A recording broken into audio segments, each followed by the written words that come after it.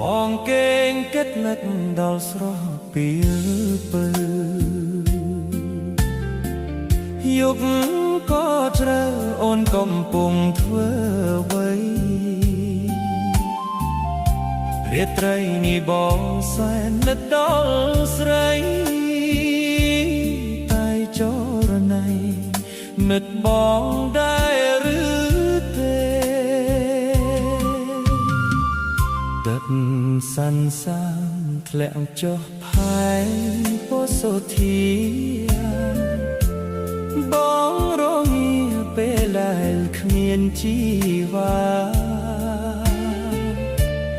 អោខ្យល់អើយជួយមកនឹងវាចាប្រាប់ស្រីថា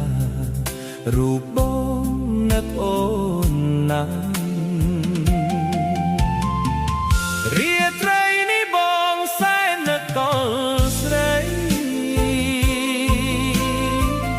តែចរណៃអូននៅទីណាអូនបេះដូងស្រែកដងហើយហើមានស្ងួន